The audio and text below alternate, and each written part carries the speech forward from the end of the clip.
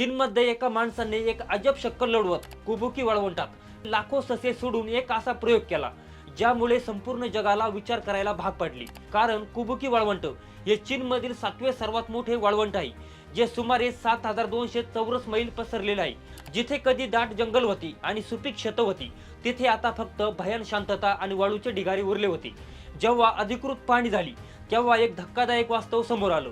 हे वाळवंट दरवर्षी तब्बल 5 लाख एकर सुपीक जमीन आपल्या पोटात घेत होतं। म्हणजे दर 365 दिवसांनी लाखो एकर जमीन शेतीसाठी कायमची निकामी होत होती। याच भीषण परिस्थितीला आव्हान देण्यासाठी चीनने आपलं जीवाचं रान करायला सुरुवात केली। वाळवंटाच्या काठावर लाखो झाडं लावली गेली, जेणेकरून या वाढत्या वाळूला आळा बसेल। पण निसर्ग माणसाच्या या प्रयत्नांना दाद द्यायला तयार नव्हता।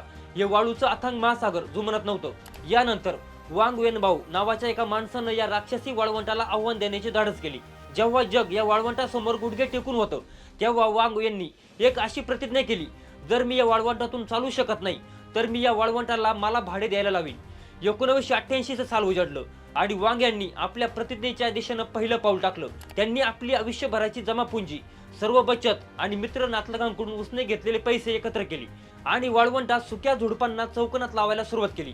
या चौकोनाच्या बरोबर मध्यभागी त्यात अशा काही विशिष्ट वनस्पती लावल्या ज्यांना वाळूची झाडे किंवा स्टँड फिक्सिंग प्लांट म्हटलं जातं। या झाडांच्या लगद्यापासून कागद बनवतात आणि लाकडाचा वापर फर्निचरसाठी होतो।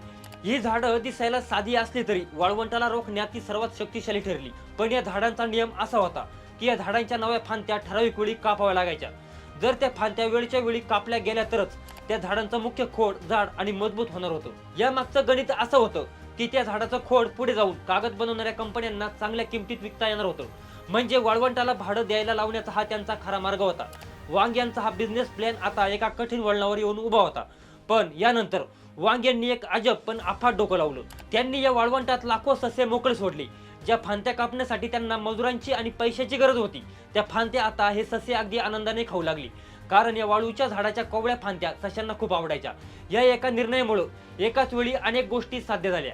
सशांच्या त्या प्रयोगाने जादू केली आणि बघता बघता कुबुकी वाळवंट सुपीक जमिनीत बदलू लागलं। या यशाचा वेग पाहून चीन सरकारने यात मोठी गुंतवणूक केली। वांग यांनी बाहेरच्या लोकांना इथे स्थलांतरित केलं आणि सरकारच्या मदतीने प्रत्येकाला लाखो ससे मोफत वाटले। हेच लोक या नवीन सुपीक जमिनीवर शेती करू लागले।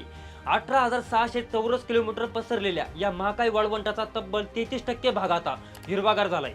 इथले शेतकरी आज वर्षाला 7 ते 8 लाख रुपये सहज कमावतात। तुम्हाला ही माहिती कशी वाटली कमेंट्स मध्ये नक्की सांगा आणि अशाच नवनवीन माहितीसाठी आपल्या वेद.com या चॅनलला सबस्क्राईब करायला मात्र विसरू नका।